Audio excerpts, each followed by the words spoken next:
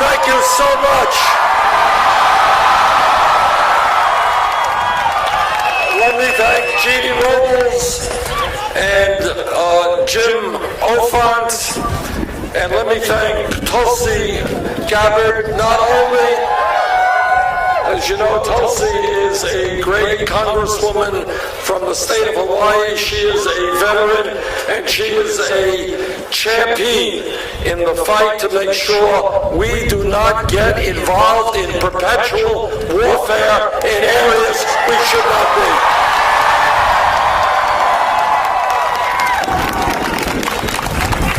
This campaign is a different type of campaign. And the reason for that is we're doing something very radical. We are telling the American people the truth. And here is some truth. No president, not Bernie Sanders or anybody else, can deal with the major crises facing our country alone.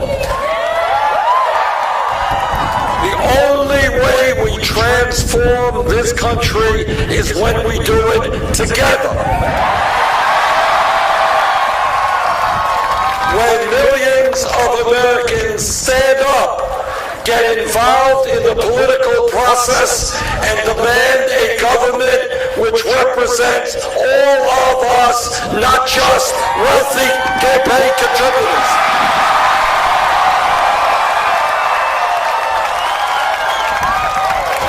Now, this campaign is different because we listen to the people, not billionaire campaign contributors. And this is what we have heard from people in Florida and all over this country. First, we have heard that people cannot make it on $8, $9, $10 an hour.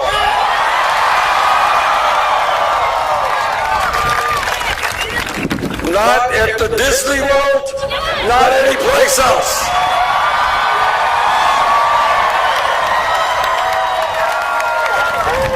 Billionaire corporations should not be paying working people starvation wages.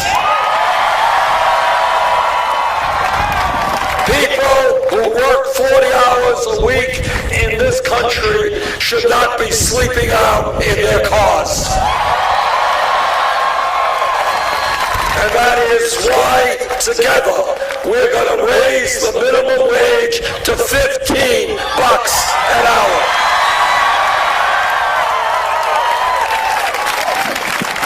This campaign is listening to senior citizens. And what senior citizens are telling me is they cannot make it on $11,000 or $12,000 a year Social Security.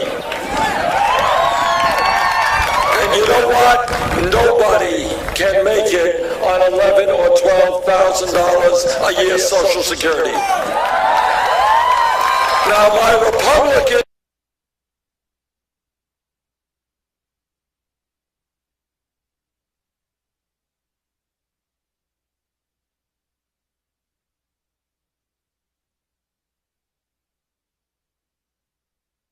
Social Security benefits. This campaign is listening to the veterans community. And what the veterans are saying is they want quality health care and they want their benefits in a timely manner, and that's what we're going to provide to them. This campaign is listening to young people.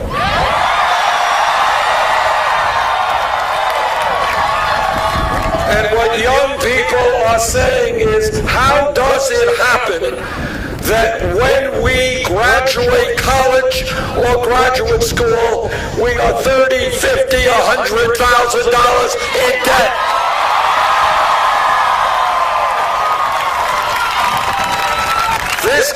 country needs a well-educated workforce to compete in the global economy. We should not be punishing people who get an education. We should be rewarding them.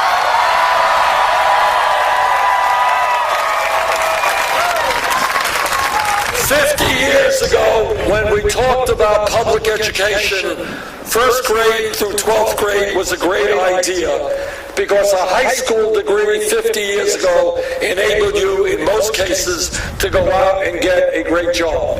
The world has changed.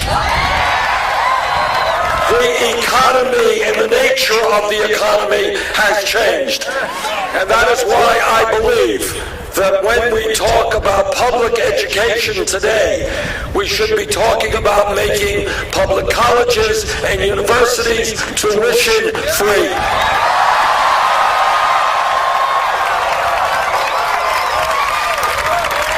And what we have also got to talk about is making sure that we lower student debt for millions of Americans who are being strangled with that debt.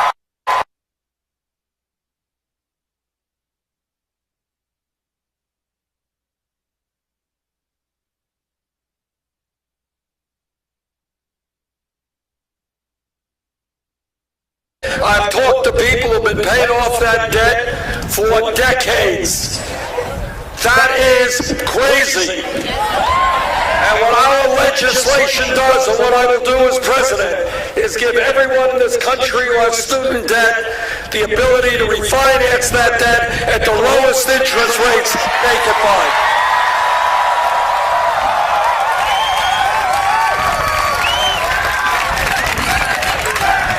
This can't.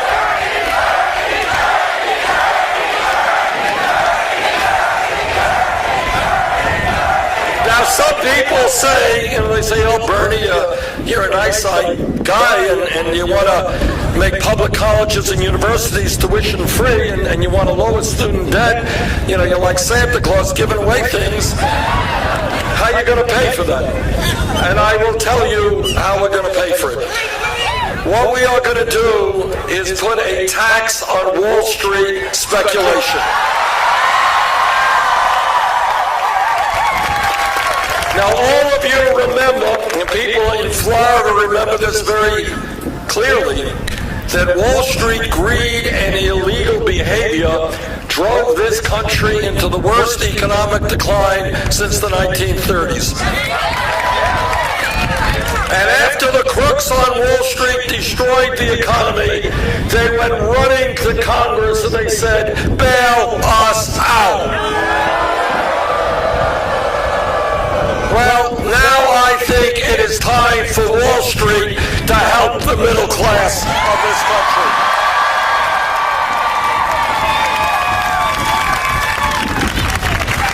This campaign is talking and listening to women.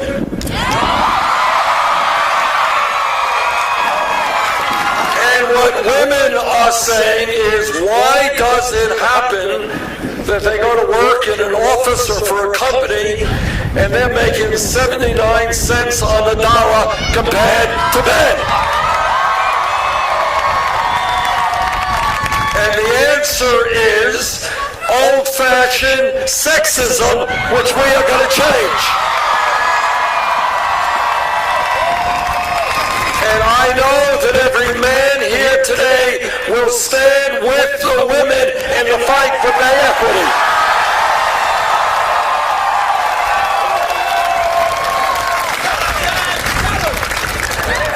And this campaign is listening to our brothers and sisters in the African American community. And what they are saying is, how does it happen in the richest country in the history of the world that we have more people in jail than any other country? And brothers and sisters, this is a disgrace that together we are going to end. We're not going going to see our jails packed with young people, African Americans, Latinos, Native Americans. We are going to reform a very, very broken criminal justice system.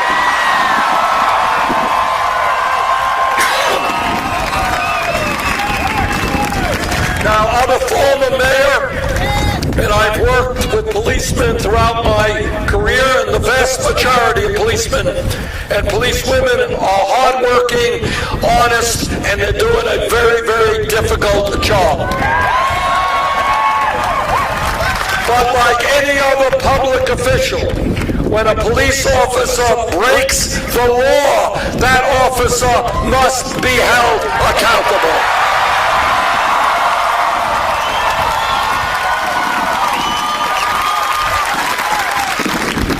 We are going to demilitarize local police departments.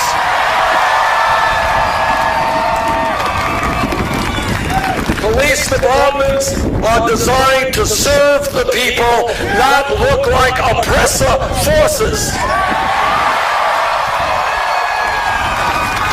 And we are going to make police departments look like the diversity of the communities they serve.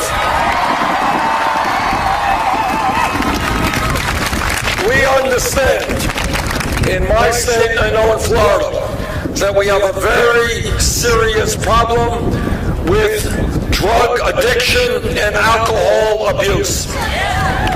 But what we also understand is that substance abuse is a health issue, not a criminal issue.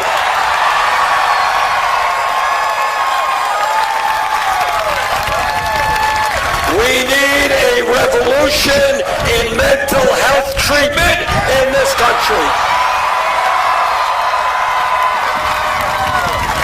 When people need help, they should be able to get help when they need it. We have got to take a very hard look at the so-called war on drugs. Right now, under the Federal Controlled Substance Act, heroin is listed at the same level as marijuana. That's wrong. And I have introduced legislation to take marijuana out of the Federal Controlled Substance Act. Now we can argue, and people do, the scientists do, the pluses and minuses of marijuana, but everybody here knows marijuana is not heroin.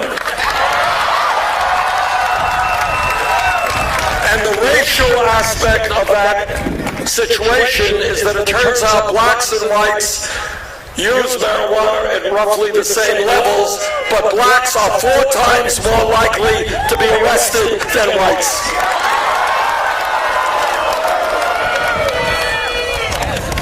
Our campaign is listening to our brothers and sisters in the Latino community. We are listening to our brothers and sisters from Puerto Rico. And what our Latino brothers and sisters are telling us is they are tired of living in the shadows. They are tired of living in fear. They are working hard, often exploited. They want comprehensive immigration reform and a path towards citizenship. And I agree. And our brothers and sisters from Puerto Rico are tired of Wall Street vulture institutions charging their government outrageously high interest rates and forcing the government there to close down schools and health facilities. And we're going to tell the Wall Street vultures who own bonds in Puerto Rico, no,